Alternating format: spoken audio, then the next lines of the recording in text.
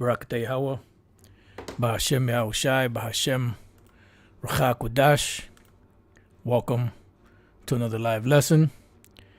The name of this one is Another Peaceable Multitude. And pretty much that's taken from the book of 2nd Ezra, the 13th chapter. And this lesson is based around an article that Elder Bishop Ayathan sent me earlier, and I want to read through some of the article and hit a couple of precepts, whatever comes to mind through the Spirit, and hopefully this lesson will be edifying. Pretty much further proof that the so-called quote-unquote Indians that were on this side of the world are Israelites. All right, so this is just something I found online, a picture somebody put together. Obviously, Israelite put this together. They got the word Ars Sareth, Newfoundland. They got scriptures, precepts. They got some. They have Mexico, Central America, South America, which there's more of it. Should have put Canada and North America and the Caribbean islands, but be it as it may, this is the article here. I put this in the description box for those that are interested. This is from Firekeepers, and this is dated August 16, 2019. It says 800 ancient stones with Hebrew writing in Puerto Rico authenticated. This is August 18, 2021. It was updated. There were Israelite women on the island of Puerto Rico. Inside joke. But 800 ancient stones with Hebrew writing in Puerto Rico authenticated. They got a question mark, but of course it's authenticated. This is the Jake Ephraimite that actually, is I forget exactly what he's doing. I think he's doing the presentations. I'm not sure if he was the one that was related to the woman that actually brought this out to one of them conquistador so-called fathers, and where they had hidden these stones, because the stones were hidden in Cacique Aguaybana, which was the chieftain at the time of Columbus' arrival and them devils. He was the one that had them, buried, so that these devils couldn't get it. Because as these devils do, their justification for putting the tribes over here in slavery is because they were savages and they had to be put under Christianity. So pretty much they was telling the crown that these people were just savages, and then they had to Christianize them in so many words. And that's why especially when they went to conquer Issachar, they had a hard time, because Issachar had a vast civilization with written records, which them devils took and burnt. When you research the history, I haven't researched that in a long time, so I don't really remember exactly where it was at. I'm not sure if that was in the volumes of Kingsborough. He has, I think, a 8-volume book documenting a lot of the history of the Jakes that were over here. I'm not sure. I think he focused a lot on Issachar, being one of the tribes. But as you can see, the stone here, you can see some Hebrew writing here. You can make out some Hebrew characters. I believe they said that there was some either Chaldean in here or Syriac, which is nothing more than the Syriac is nothing more than Aramaean writing. But you can see, some Hebrew writing in here, the Lashawan Kodash. And this is Professor Ramos holding an Aguaybana stone. And that's what they named it, Aguaybana, after Cacique Aguaybana, which was the chieftain that was in charge at the time of these devils' arrival. So it says a remnant of ancient stones, 20 of 800, made its way halfway across the world, solving a 3,500-year-old mystery. What did these stones whisper about the pre-Columbian indigenous people of the island of Puerto Rico?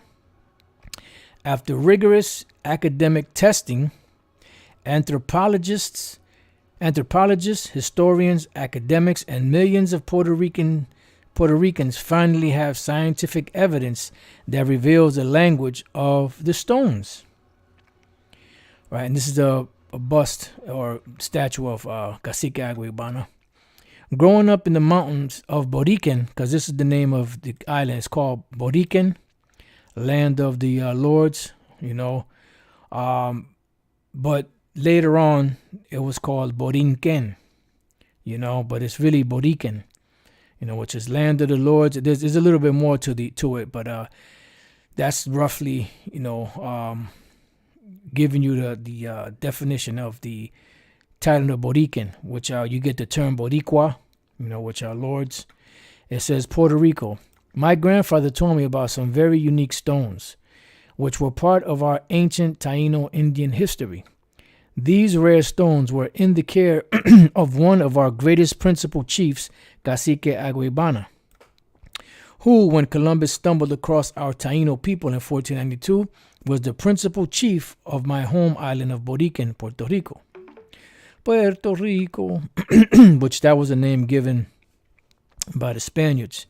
Knowledge of these stones first came to light when a very sick Taíno woman, who had tried everything from indigenous herbal remedies to ceremonies, lay on her deathbed. Compelled to tell a secret her family had carried for generations, she sent runners to find someone in the church who would listen.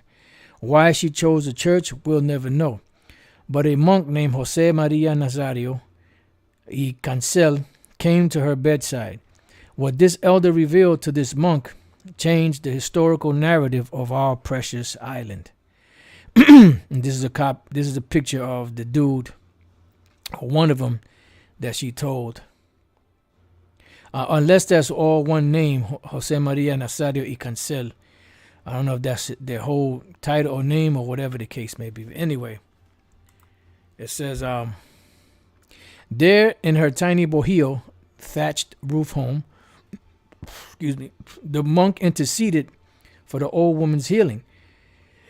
Then she told him her family secret, a secret that went back to the time of Cacique Aguibana, the principal chief of Boriken, the Taíno Indian name for Puerto Rico, which means the house of the great and valiant Lord.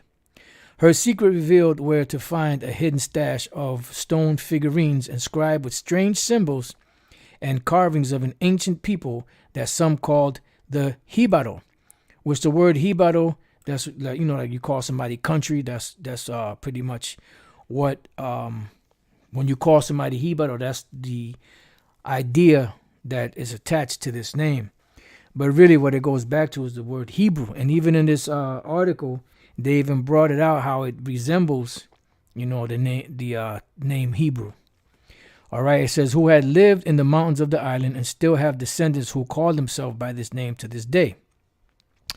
Nazario had been educated at the University of Salamanca. His studies had included ancient languages, and he was amazed at what he saw. After comparing the writing on these stones to other from around the world, he came to his conclusion this writing was a form of ancient Hebrew. And they showed you in the beginning here, they showed you a picture of one of the stones.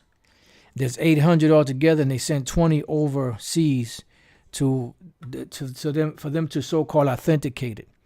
Because of his religious background, this fueled the possibility that a remnant of the lost tribes of Israel. Hold on for 1 second.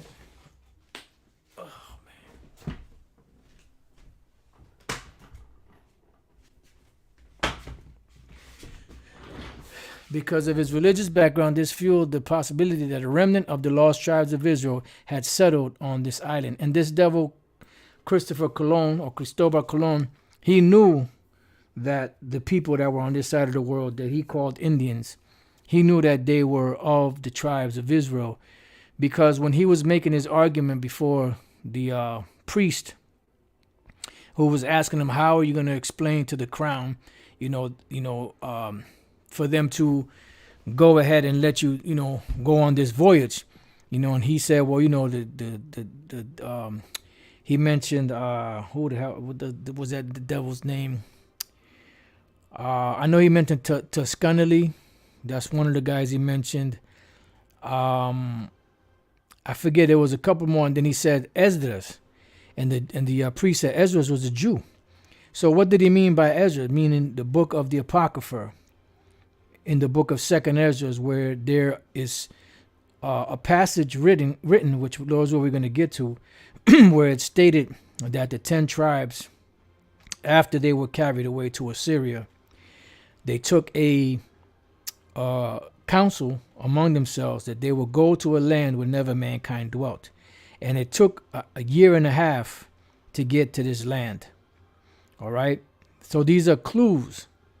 Now you have these devils, which use something called British Israelism to say that the 12 tribes or the 10 tribes went into Europe, and they're the Irish and the Scottish and the this and the that, and the other, but it doesn't take no year and a half to go from the land of Assyria to what they call Arsareth, which they say was around the place where the Scythians were at, which you did have the original Scythians, which were Jakes, but the people that are labeled Scythian today, they say that they're Edomites, but they're not the real Scythians, but that goes into, the Apostle Paul spoke about that, about the Scythians, which were not so-called white people.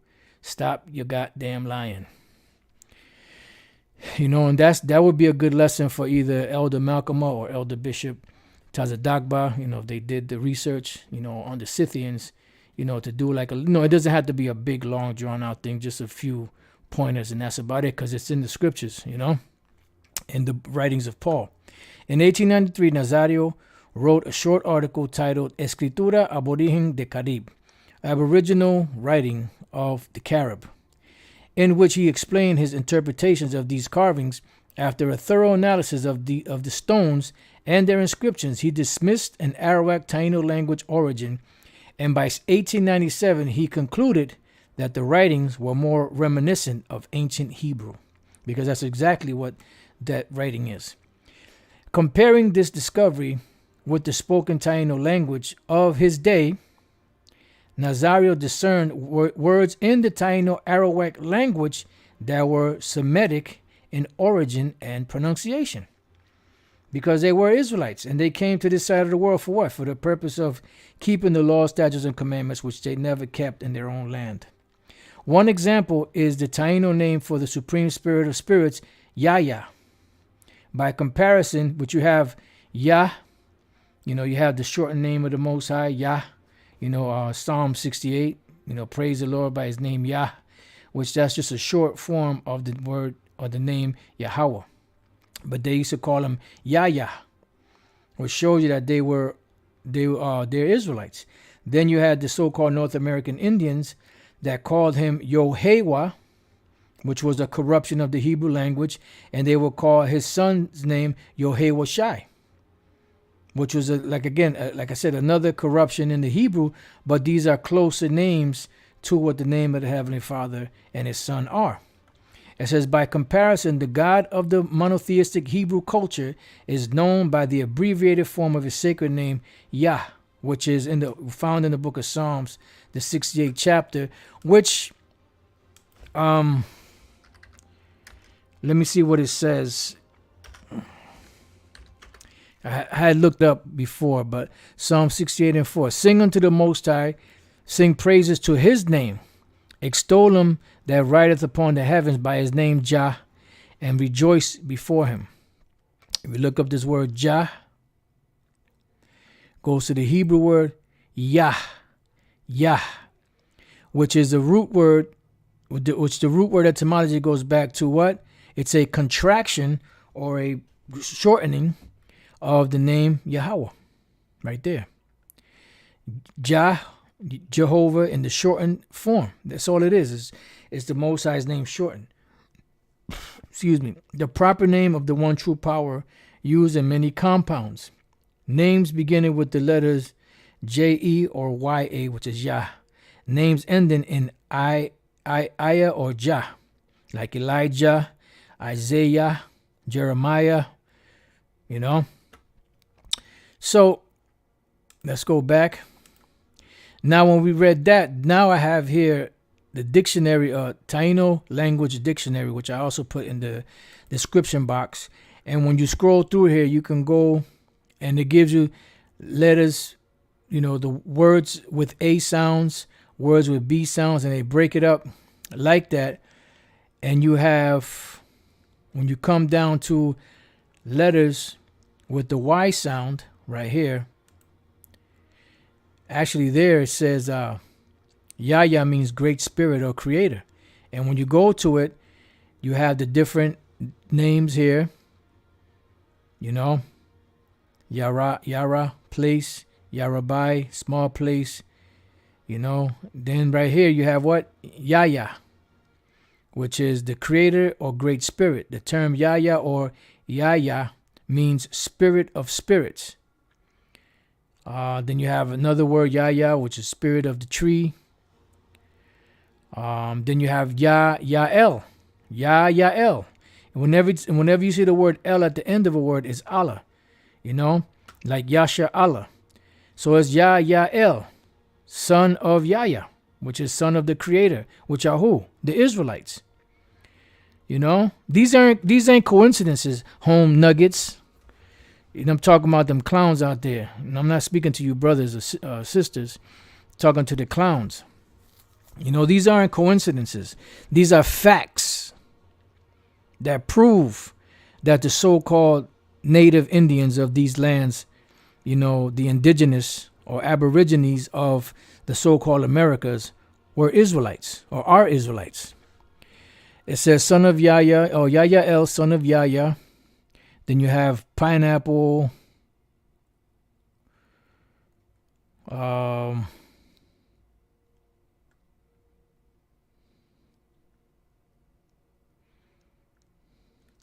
you have another term which starts with a G, word sounding in G.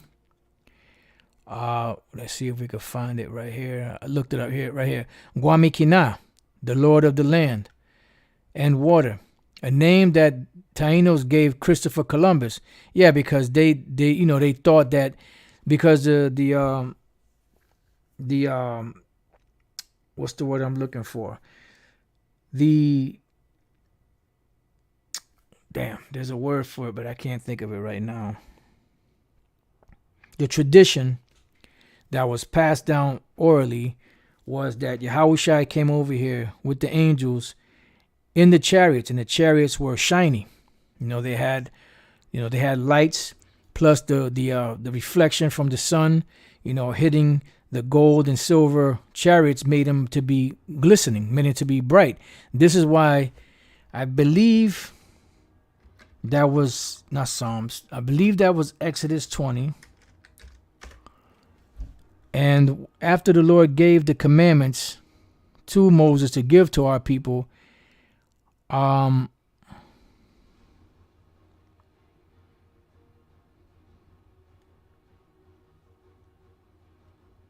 here, 22. And the Lord said unto Moses, Yahweh said unto Moses, thus thou shalt say unto the children of Israel, you have seen that I have talked with you from heaven. You shall not make with me gods of silver, neither shall you make unto you gods of gold. Why? Because of the glistening, the sunlight, and the glow that was coming off of the ships. All right. So when Yahushua came, he said, and let's go to that real quick. Let's go to St. John, chapter 10, and verse 16. It says, and other sheep I have, which are not of this fold.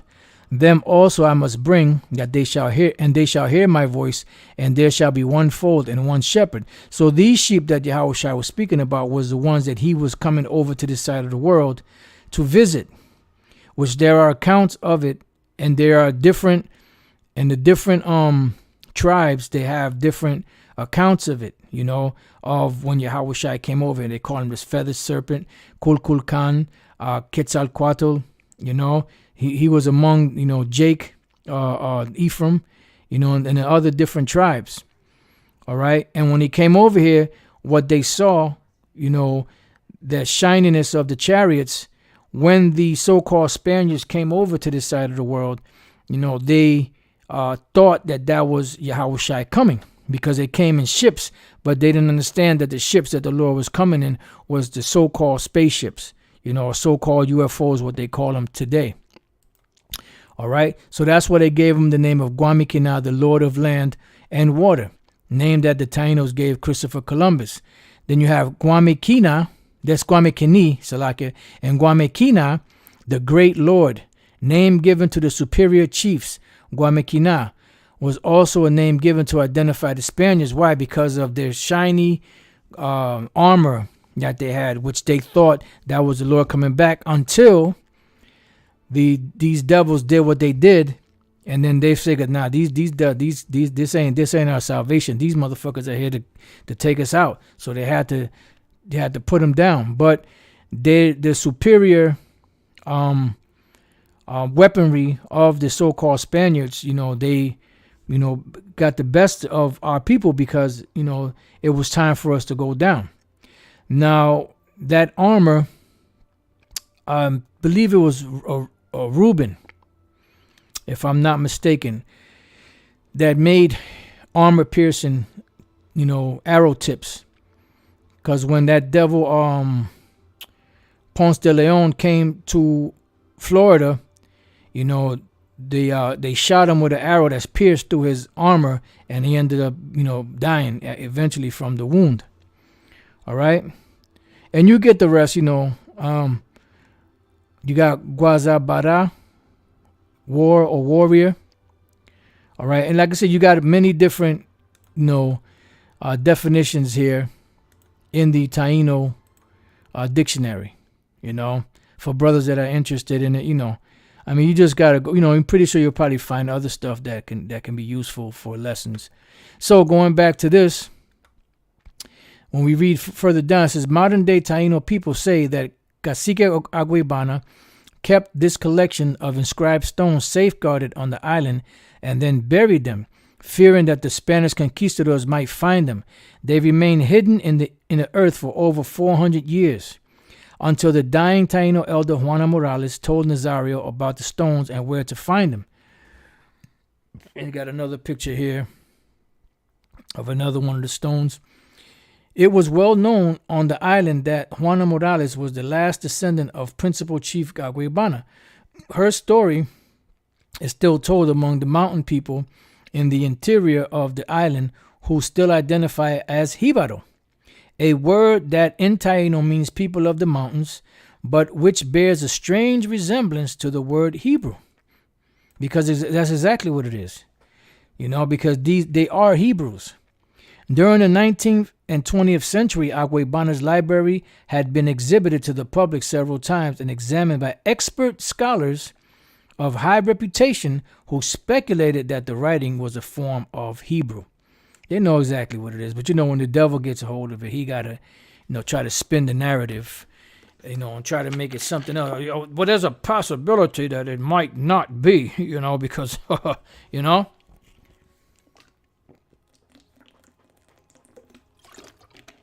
It says many scholars agreed these could not be forgery. Some even theorized that the writings predated the Mayan and Incan writing system in 2012. Interest gained traction, and by 2019 it had piqued global curiosity in the Middle East. New tests were done using spectrometry and X-ray diffraction in Israel. This fascinating story came to the attention of the Zinman Institute of Archaeology at the University of Haifa, Dr. Idis Groman Yaroslavsky did molecular analysis on 20 of these stones. The doctor's results, based on the patina, revealed that these rocks were not forgeries. The results verify what many scholars had theorized. See, so it's verified. But in the title up here, it has it authenticated with a question mark. But they are authenticated. Right? So it says, this added to mounting evidence about the origin of the writings.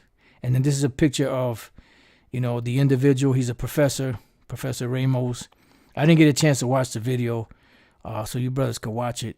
I don't know if this is in Spanish, because it says here Las Piedras del Padre Nazario, which they're not his rocks. The woman happened to tell him about it, but now they're gonna say it's his rocks. Fuck out of here. The stones are inscribed in a language script previously unknown to linguists with expertise in Phoenician and Proto-Hebrew. Expert linguists deciphered the writings to be a mixture of Hebrew with a little bit of Phoenician, not Chaldean, and an unknown script. Using carbon-14 tests on the red paint found on the stones, they have been dated to approximately 900 BC, which it says, Jake could have probably brought those over here with them. If it dates back to 900 BC, that means that they brought those with them when they came over to this side of the world. All right. It says that is time when King David's son Solomon sent out ships from Tarshish throughout the world to collect resources like bronze and gold. Did some of those Hebrew sailors discover this island during their travels? Now, when we go to that, there's one in 1 Chronicles, chapter 9. Right? Is it 9? 1 Chronicles 9? Or is it 2 Chronicles? Let me try 2 Chronicles 9. Right. 2 Chronicles 9. No, that's not it.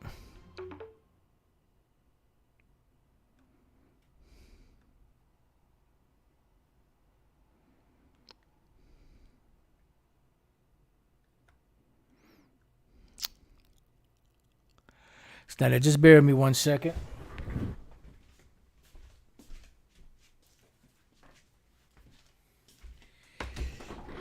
All right.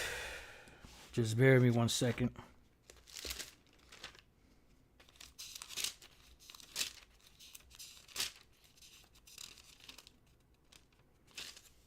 So it's not 1 Chronicles 9. It has to be 2 Chronicles 9.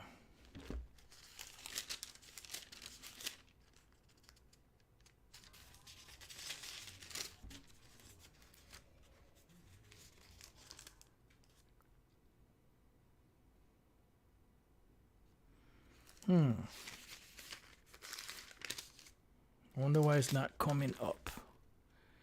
Let's see.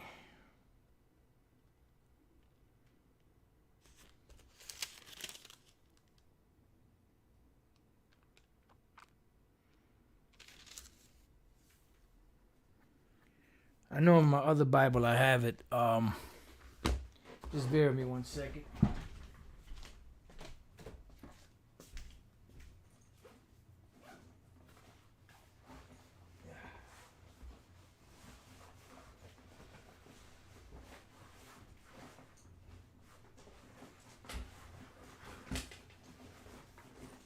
Let's go, baby. Let's go. It's go time. All right. Unless it's 1 Kings. Yeah, it is 1 Kings. My bad. It's 1 Kings 9. I thought it was 1 Chronicles. 1 Kings chapter 9 and 29. And King Solomon made a navy of ships in Ezion-Geber, which is beside Eloth, on the shore of the Red Sea, in the land of Edom. And Hiram sent in the navy his servants, shipmen that had knowledge of the sea, and that's why they were able to navigate over here, because they were expert navigators, with the servants of Solomon. And they came to Ophir, which Ophir, this is also is America. It's called Arsareth. It's also called Ophir. And fetched from thence gold, 420 talents, and brought it to King Solomon. Because they would come over here, they would come over every so often, and then they would, it would take, the whole trip would take about a year.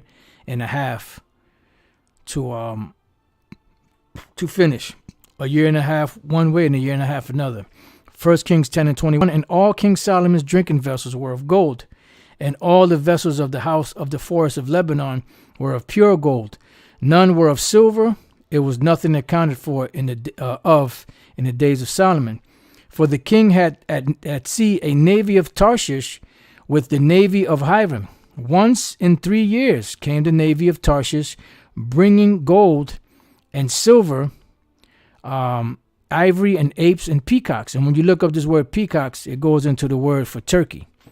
And turkeys are native to the so-called Americas. I believe specifically to North America, if I'm not mistaken. I don't think it was. I think it's just native to North America. I don't believe they were down south, but they could have been. All right. So this is every 3 years. They would come from the other side of the world, the so-called Americas, which they were called later, and brought over here to this side of the world. I'm sorry, brought over to King Solomon, because King Solomon had many great riches and all type of exotic animals and all different type of stuff, fruits that no one had ever seen before, you know. So hold on one second.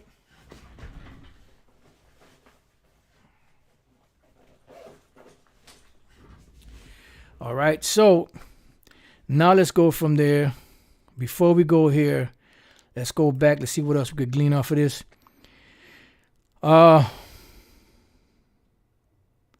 So it says, that is the time when King David's son Solomon sent out ships from Tarshish throughout the world to collect resources like bronze and gold. Did some of those Hebrew sailors discover this island during their travels? Will history be rewritten to include this fascinating new evidence? No, it will not be rewritten, because these devils are going to try to hide everything like they always do. Were the people who inscribed these ancient stones part of the scattered tribes of Israel as recorded in the Bible? Yes, they are. Did Hebrews share their language, traditions, and customs with the native island people?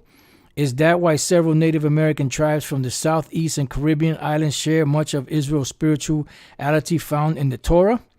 Only time and more testing will tell as the enigmatic hidden story of Boricua and Puerto Rico unfolds. Yeah, because they are the Israelites.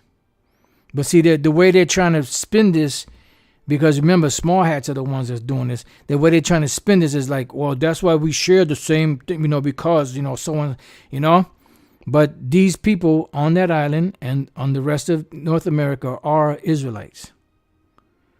And you guys are Ziphones. The state of Israel has acknowledged a Hebrew presence in our ancient mountains in times long past. And we, the good and noble people, the Taíno, send our warmest regards and blessings to our long lost cousins. No, they are wicked brothers. Or are we the long lost ones? We are the long lost ones.